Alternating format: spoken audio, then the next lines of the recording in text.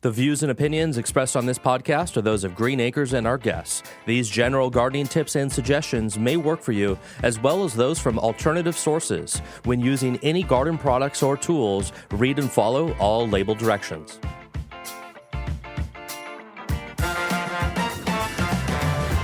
The Green Acres Garden Podcast is the podcast dedicated to helping gardeners hone their growing skills while we celebrate our love of plants. So whether you're new to growing or a seasoned gardener, you're sure to learn something new. Join the fun as we have conversations with world-class growers, passionate green thumbs, and professional garden experts from Green Acres Nursery and Supply. Listen every week. We'll answer questions you didn't know you had.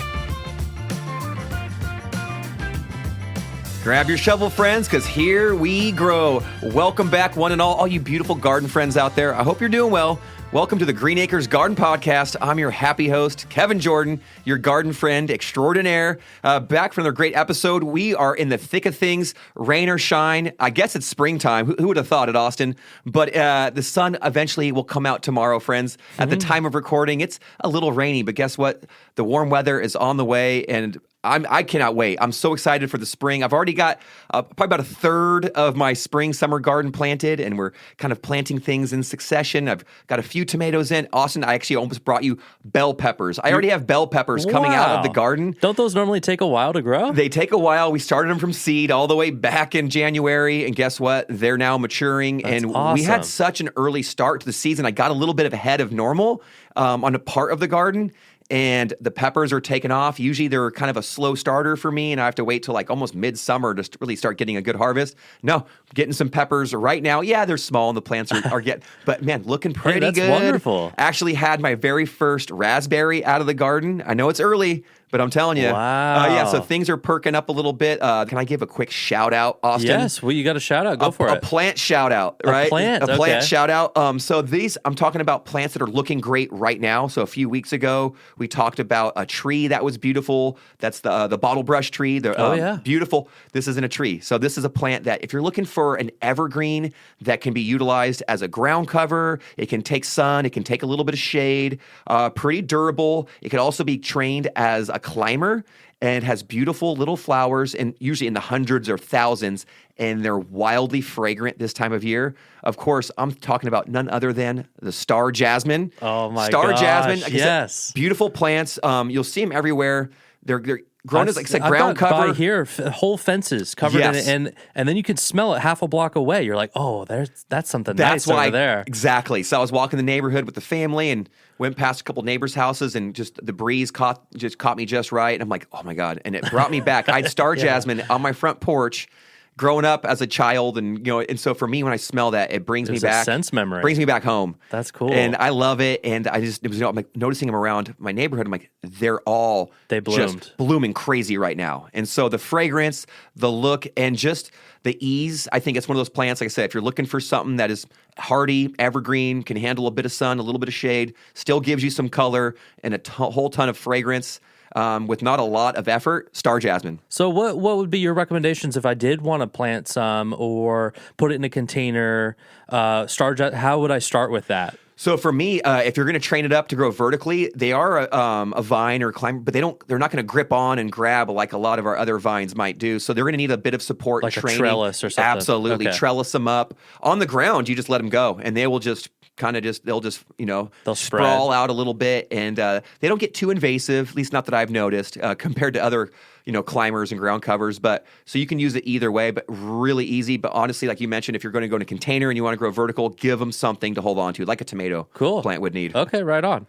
Now, the topic of the week here, we have a great guest. One of our favorite guests, Julie Barber, is returning to the show, and she's going to talk to us about, like you mentioned, some soil, some irrigation, some bug things. I was curious, I'm thinking about bugs now. Like, what are you seeing now? It's spring. Does that mean certain insects are coming out? So as the temperatures rise, the plants start to come back to life, as does everything else. And I Okay. mentioned a few weeks ago that the aphids starting to go after my roses. Things cooled down. I took care of the aphids a little bit with just water pressure. And they went away? And they've really, just the temperature slowing down, they've kind of gone away. Interesting. So I think as things warm up, you'll start to see different insects kind of make their way into the garden. At our own school, we've been dealing with scale insects. These are these kind of flattened, little shield-like. They almost don't even look like an insect. You barely ever see them move. They have cotton cushion scale, which is white and a bit more three-dimensional. But if you see these little kind of golden brown, almost like little bumps. Sometimes you'll see them as black, shiny spheres. That's like an armored scale. My neighbor's fruit tree has those, and I'm going to help her out with those. I noticed, I'm like, hey, some of the branches are so far gone, I'm just going to prune those away. I'm going to use water pressure, and I'm going to blast off what I can, let that kind of dry off a little bit. I'm going to come back, and I'm going to spray it with a neem oil or horticulture oil, and that will hopefully suppress what is there a little bit. Now, I might not eradicate 100% of it, but what I'll do is I'll do that, and I'll come back next week, and I'll do that again week after week for a few weeks until I kind of feel like we've got it under control. So at our school, we've noticed the scales are really loving. It's funny when you notice two fruit trees side by side, how different insects will attack them differently. Oh, really? It's so fascinating how all these bugs, they kind of have their moments. And the things you're talking about and that Julie gets into, this is IPM, right? This is integrated pest management, where you're trying to, what is it again? It's like just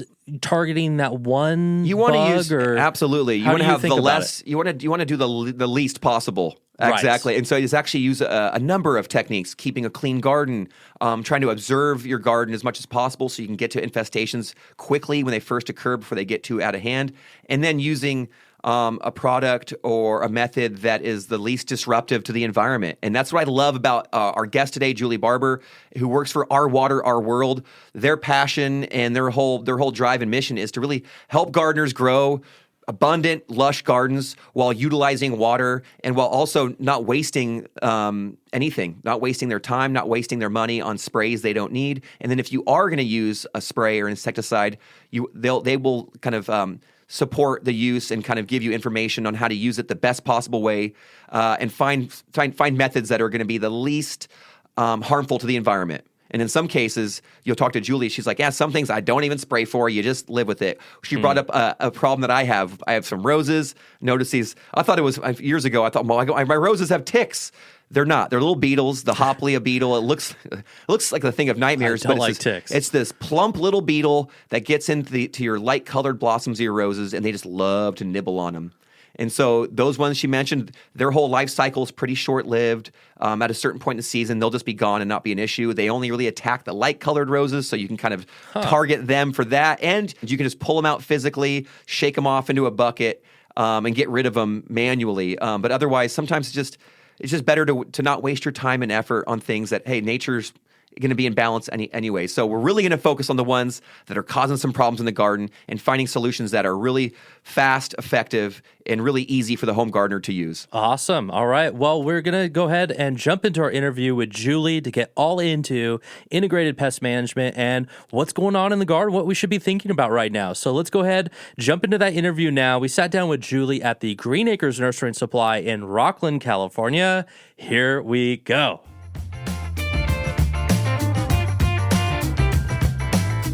Well, here we are with a great friend and an amazing green thumb and just all-around good person. I would say that this is today I'm getting some elite garden support from my fairy garden mother, Julie Barber. How's it going there, Julie? Really well. I am so happy to be back with all of you. Thank you for having me. Likewise, and this is a perfect time to sit down with you. I want to pick your brain. I've been super busy in the garden. Yeah. I've been seeing other people online and in our friend group. Yes. All these gardeners are out there getting after it. So in today's episode, I really want to pick your brain so we can help the listener and help all these gardeners be as successful as possible this season.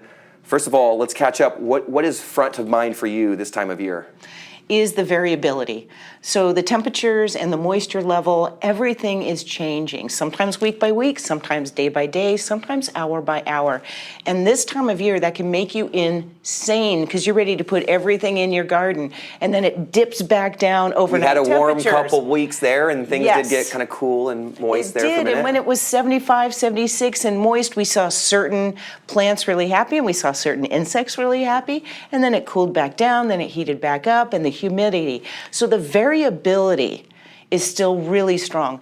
It's common enough for us, though, to have it be wild, and then all of a sudden, it's summer, it's here to It's stay. warm again. And that's it. But this little transition between cool and hot is a wild ride.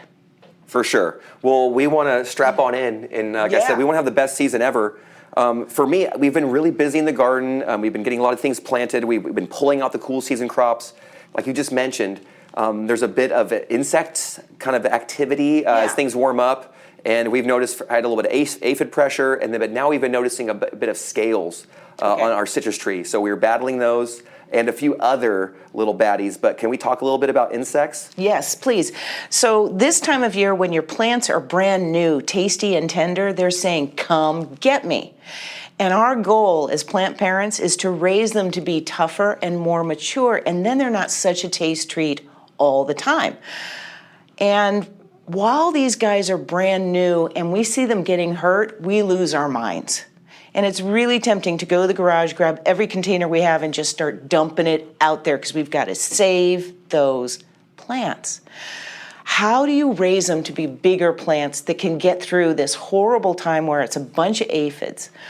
Make sure that you're watering correctly. We'll Oh, yeah. I know you that. like your irrigation. I love irrigation, and we're going to talk about that. We're going to talk about How you important is feed. irrigation, do you think, just overall? It's almost everything. It is almost everything because irrigation is impacting everything from the soil level down. Everything that you see from the soil level up is as a result of everything that's happening underneath the surface. Yeah. The food, the water, the root growth. All of that is what gives you a great above the ground look.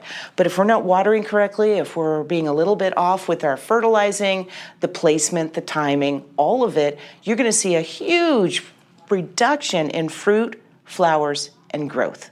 Well, we don't want that. No, we want tomatoes that are a reasonable size and are loaded with tomatoes. We want to put out our melon plants, and we want to have 5, 6 melons per plant. There we go. I don't even want them reasonable. I want them stellar. I want them out of this world. Yeah, Dazzling, I do. as some would say. Dazzling.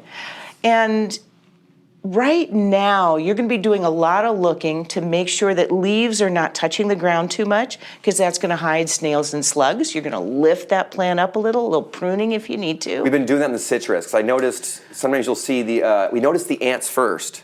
There you go. And then that kind of what are the ants there for? Oh, they're there farming either the aphid or the scales or whatever. So this is one of the favorite things we like to talk about is ants are not necessarily a problem outside. And in fact, if you didn't have any ants, you would have devastated earth. The way that they are able to aerate and move nutrition around is unparalleled. So we have to tolerate ants outside. But when ants become a problem, it's when they're walking up and down your plant and they're bringing aphids with them. So they will go find aphids on another plant, put the aphids on their backs, walk to an unpopulated plant, bring them in, and then set up their system. They're taking care of the aphids, managing their health, fighting off aphid predators, all in the name of ants getting to eat that sweet, sticky honeydew. Oh, yeah. So how do we stop the ants? If you have any mulch on the ground, wood chips, rocks, hay, anything, never let it touch your plant. Never. When you have it right up to your plant, you're giving those guys free access to your plant without any competition, without any predators fighting them off. Further, when you have all that stuff touching your plant, mulch, rocks, hay, whatever you're using. Because we love mulch, but you want to pull it back. Every time. If you have that mulch right next to your plant, you're going to induce rot. And you're going to start to see all kinds of problems. He's going to just rot out and collapse on you. So always pull that mulch back. I love the it. same Great thing, advice. by the way, if you're having problems in the house, ants in the house, I need you to go outside your house and make sure mulch, rocks, hay, whatever it is not touching the building. Pull it back about 6 inches. You're going to stop termites. You're going to stop ants. You're going to stop every creepy crawly because you've exposed them to the harsh light of day. And when you have that stuff right up against your house, you give them a 4-inch leg in. Don't do it. Pull it back. Pull it back. I love it. What other than the aphids? I talked about scale. What do you think when you do find something like that? Like today, we found some. How would you recommend someone listening at home? They go, I've got some citrus trees. I've noticed some scale in there. Even I've shown the students the cottony cushion scales. Right. They're pretty devastating. I've noticed that if I don't get to a branch soon enough, you'll see entire branch die off. But if I get to it soon enough, it's not even a problem at all.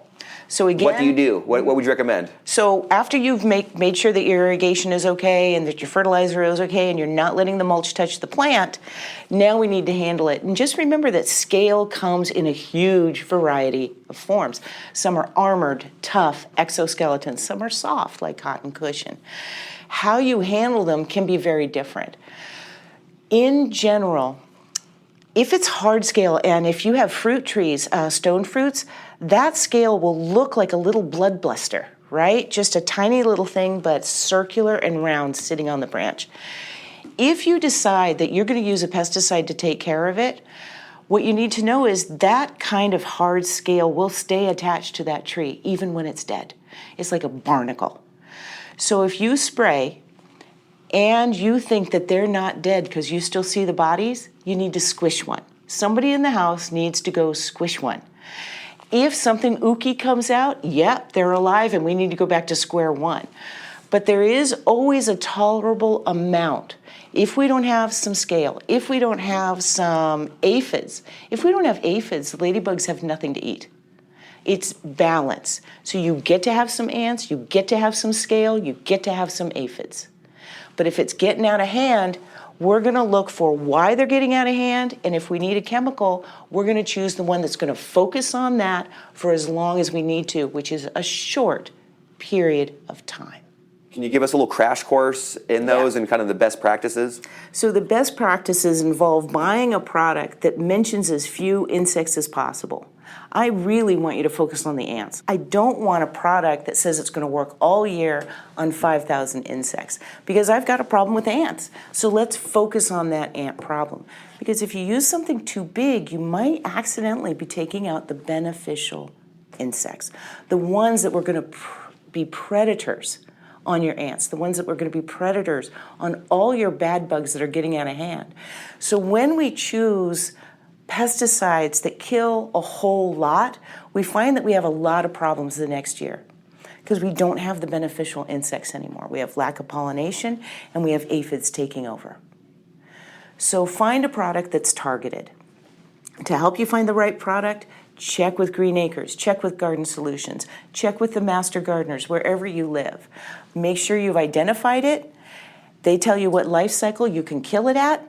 Kill it and go back to adjusting your irrigation, adjusting how you feed, and stop picking on your plant all the time with a pair of clippers. But not all products are created equal. So if it's organic, what that's going to mean to me is it's going to work for a short time and it's going to target fewer insects, which is reasonable. Absolutely reasonable. But people always want something that lasts longer. Right? And most bugs are a problem for about 2 weeks. So here in the early spring, it's insane right now. You can find products that have an active ingredient called pyrethrin in it. And that's going to work like crazy on everybody that's taking a little bite. And that'll get you through that 2 weeks of madness. If you're looking at snails and slugs, most of the products that are available will work for a week or two. Go ahead and put down that bait, not next to your plant, but further away to draw them out and know that it's going to work for about 2 weeks because we always water in the garden so it doesn't last, right? But you may not need to put it out again. That's where we tend to go wrong. We know that we have a problem with leaf miners or sharpshooters or some foul thing. We get the right product, we spray, and then we spray again. And then we spray again. And then we spray again without knowing if that insect came back. So in general, I want you to spray, but I want you to wait till new leaves come out. to decide whether or not to spray again. Because those leaves that got hurt are not going to look any better. Yeah, the damage is done. The damage is done. But so you're going to watch that new growth, and if you see that same kind of activity, you know that maybe spraying again is called for, but never on a schedule. Never. You and I, we don't have access. As needed. As needed. So generally, organics are not considered a preventative either, right? It's for the problem you have at hand. What do you think would be your best advice right now to just gardeners in general, maybe some new gardeners, but just this time of year? We're right in the thick of things. I don't know about you, but it's like, it is proper. It is spring. This is properly spring. Yeah. Things are warming up. I think we're kind of through the thick of it. And it's time to grow. I don't know if anyone's listening was like, did I miss the boat or is it too late? Oh, good question. Right? Yes. No, you did not miss the boat. What boat you might have missed is putting things in by seed, because they take a lot longer to gear up. So if you look at the vegetable growing calendar for your area and it now says plant instead of seed, pay attention. That way you're going to get some tomatoes or melons before next October. If you miss the window for starting by seed, you get to start by plant. And then the biggest piece of advice is depends on if you're a first-year gardener, second-year gardener, or infinite-year gardener. If you're a first-year gardener, the planet seems to forgive you everything. You could close your eyes, toss those seeds behind you, and come back next month, and everything looks great. The second year, you now have a plan, and you're working it, and suddenly the plants aren't so great. That second year slump is really common because you haven't refed the soil. Using your cover crops, using your organic fertilizers, whatever it takes to feed that soil. Summer gardening is fast, intense, and draining for your soil. You've got to take care of it by feeding it and giving it irrigation. If you've been doing the same thing for 5, 10, 25 years, consider something else, which is crop rotation. If you're noticing that your production is starting to slow a little, maybe you've completely depleted that one area where you always put your tomatoes, where you always put your potatoes, where you put your onions. If you change your onion spot for your melon spot, you might see first-year success all over again. So if you're noticing over time that you're getting diminished returns, fewer results, more pests, try crop rotation. Crop rotation, and you mentioned feeding your soil. Yeah. What does that mean to you? So the soil is an incredibly busy organism, full of, and I got this term from you, the FBI. Oh, yeah. The right fungi, the right bacteria, and the right insect world. And they are in there. And if we go ahead and put out a pesticide that says it's going to kill everything for a whole year, we've killed the soil biology and all the pests, and all the benefits. All the beneficials are gone. And now our plants are being overrun. So whatever you do to your plants, whatever you do to your soil, do it with care and consideration. Find out what the problem is from someone who can help you. And then keep an eye on your irrigation, keep an eye on your fertilizer, and find a product if you need to that's going to target on that problem. All right. How can the good people reach you if somebody wants to learn from you directly? Can they come to Our Water, Our World, or how does that work? So Our Water, Our World is hired by cities, counties, and water districts, and I go wherever pesticides are being sold to train staff, how to read the label, how to choose the products, how to help their guests be successful. And then the other half of my job is anytime I have a chance, talking to people who might be buying pesticides and they want to make their plants healthier. So generally, if you need me, Greg can always find me, you can always find me, but I do make the videos, I come here and do the podcasts. And I love to show up at public events. I'm giving classes at the Roseville Utility Exploration Center. And check out what's happening. You'll see me everywhere. Love it. Well, there you heard it, folks. My fairy garden mother, and I say that with tons of admiration and kindness. You've been on so many times, and we love it each time. Julie Barber. Julie, thank you so much for schooling me up. I love hearing from you. And always, we love it. We'll have you back as soon as possible. Thank you, everybody. This is just a great time, and I'm thankful. Thank you so much for having me. All right, we're back from our interview with Julie. Big shout out, big thank you to Julie. Thank you so much. It was so great seeing you. And Kevin, you love hanging out with Julie too, right? I mean, Absolutely. It's not just the best. No, she's so sweet. We've known her for many years now. And Yeah. She's come on so many times. She's like family. We love learning from her, and her career and her passion is doing this, is helping people garden and grow, utilize their water. I mean, she's come on and we've really had some deep conversations about watering, actually. Deep watering. And just how important irrigation is for the healthier garden. And more water doesn't always equal a better, healthier garden, but having the right amount of water in the right place at the right time for the right duration, that's what's really going to help you have a healthy garden. And then just kind of looking out for these insects and then finding the most minimal impact way to deal with them. In some cases, you're blasting them off with water, using some insecticidal soap, maybe some spinosad, some neem oil, horticultural oil. Find the right product for the right purpose, and then use it the right way. And I love that her approach to helping people is kind of I like the simplicity of it. And I think with gardening and even on here, it's really easy for people to listen and go, oh man, they're making gardening seem so complex or gardening and growing is easy. The plants want to grow. Actually, I heard some great advice from somebody who was so new to gardening the other day, Austin. And, What's that? And they were just like, you know what I do? They're all, I need winners in my garden. I need survivors. They're like, if a plant is struggling.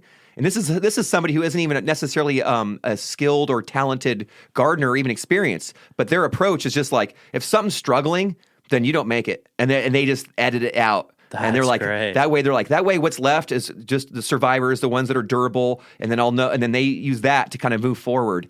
And I like that approach, especially for somebody who's new to gardening or anybody really, is that don't fret or fuss over the one or two little outliers in your garden or plants that you're struggling to grow. You can always learn about them and kind of come back and try again.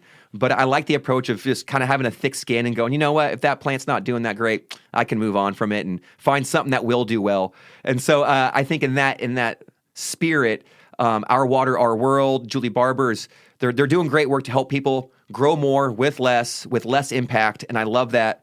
And I just wish her the very best. We love her, and she's got great advice. Absolutely. Thank you for joining us, Julie. And Kevin, that is all for this week. So I send it off to you to give us your final words for this week. Hey, this is going to be an amazing spring and summer, y'all. Don't get left behind. If you haven't even started at all, if you've got a patch full of weeds right now, don't worry about it. You're not that far behind.